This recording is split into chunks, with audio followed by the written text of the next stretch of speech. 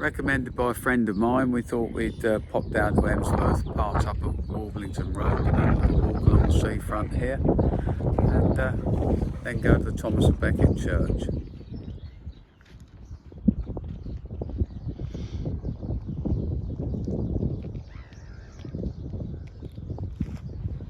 This is where we've parked up, and got a little footpath here, so we're going to go for a little stroll.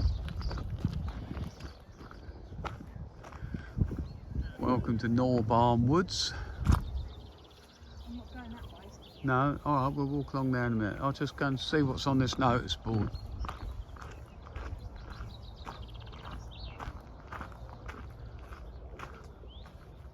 Not much.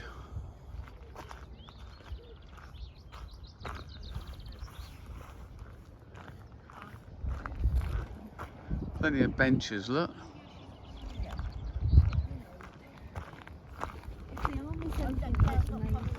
Table there. Ah, risky, but we'll see. I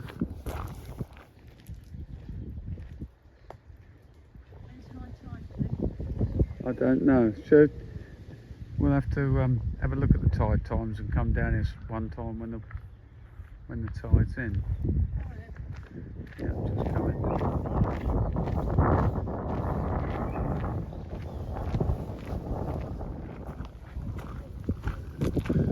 Welcome to Norbar Woods. 6 acres. Lots of wildlife. Read that later, probably.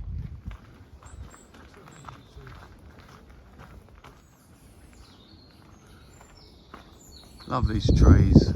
6 acres of woodland, apparently. Over 40 species of birds, I think you can find here. Great spotted woodpecker, cuckoos, etc. Past a few little pathways into the woods. Obviously another one there. Another bench Diane's found.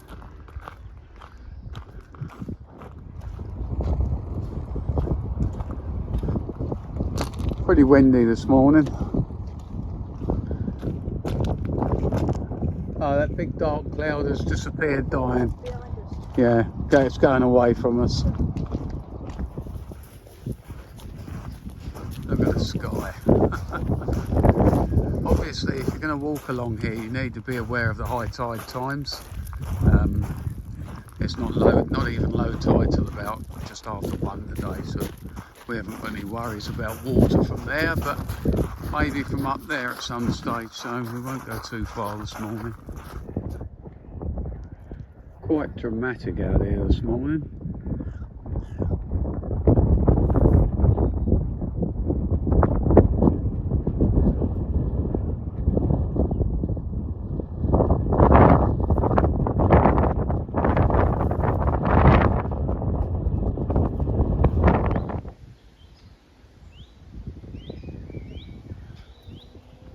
As I said, there's lots of these pathways in the woods.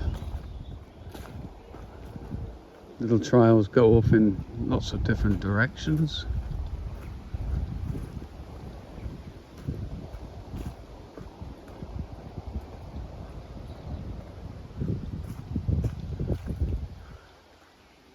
As you can see.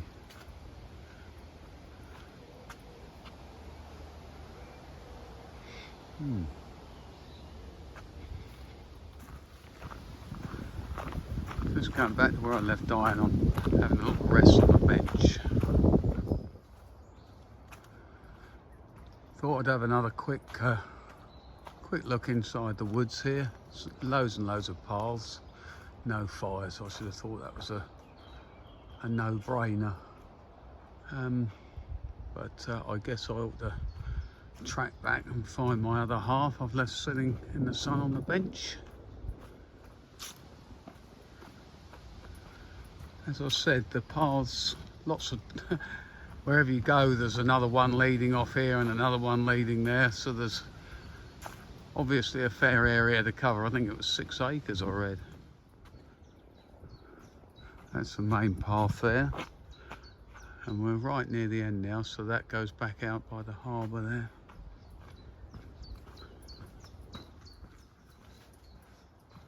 Love these woodland tracks.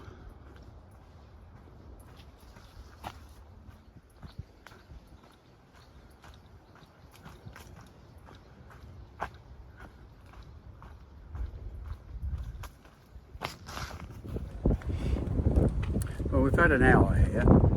Could spend longer, but Diane's been worried about those dark clouds. And incidentally, there is, this is where we park our cars here, and just on the wall over there is a tide chart, so you don't have to worry about the tides. We dodged the shower, had a little bit of sandwich and coffee in Emsworth. Now we've just popped into the church at Warblington. Thomas a Becket. Just going to have a look round. And the church is open.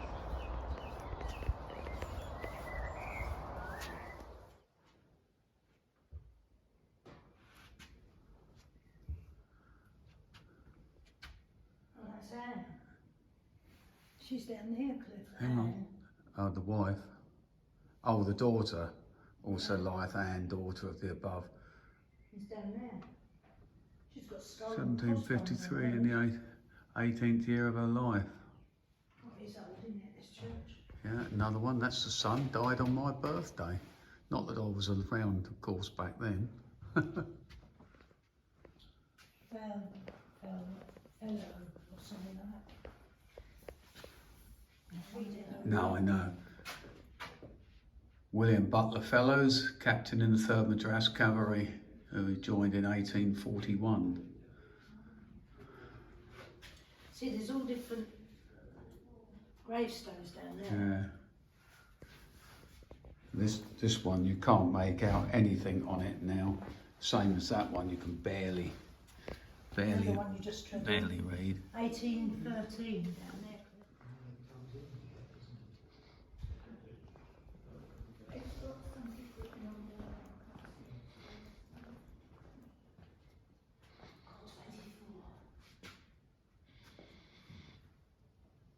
This one's only 24 Cliff. Hey, Captain George Gordon Payne. 1918, 24. Yeah.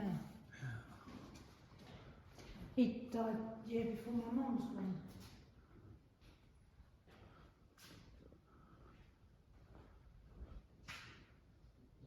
He weren't very old. You've got that. Yeah.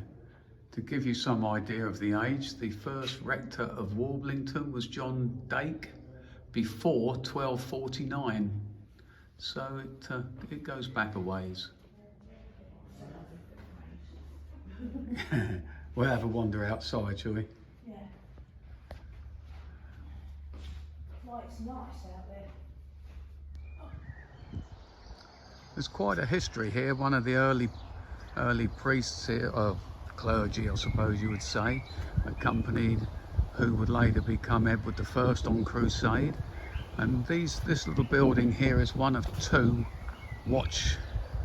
They were built for men to sit in and keep sheltered while they guarded new graves, because of the chance of grave robbers taking the bodies for experimentation, etc. back in the day.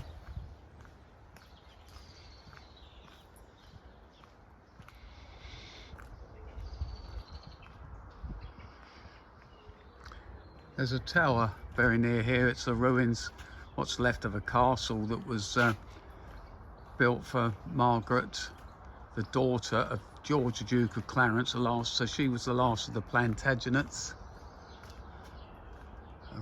Eventually she would be executed by Henry VIII because she was a staunch Catholic, and of course Henry wasn't so keen on that when he was established as head of the church.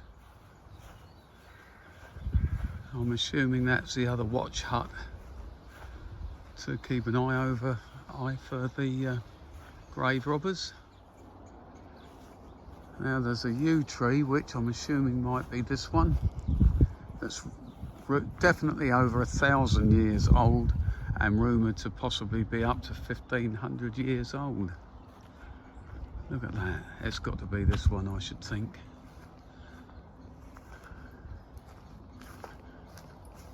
I think I must have been a tree in a former life. Seem to have a fascination for them.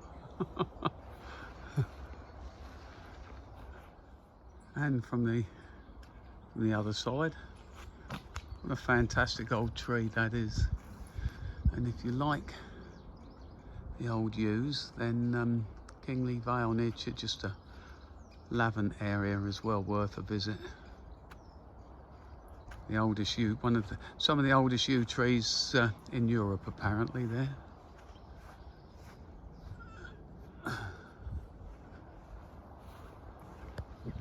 And that is the remaining tower of the castle that was Margaret de la Pole, I believe it was, the daughter of Duke of Clarence, George, brother of Edward IV. He was executed for treason against his brother. I believe the story goes he was allowed to choose his own death and chose to be drowned in a barrel of wine. I could be wrong, but I'm pretty sure that's right. Well, I wandered through this little bit of farm to see if I could get to that tower from Margaret de la Pole's old castle. It appears that's on private property, so looks like you can just look at it from a distance. Still, been a nice day. Yeah, been a nice day, and I would have to say it's definitely worth a visit to this part of Emsworth. You know, the coastal paths, the woods, the church, and what have you. Yeah, well worth a look.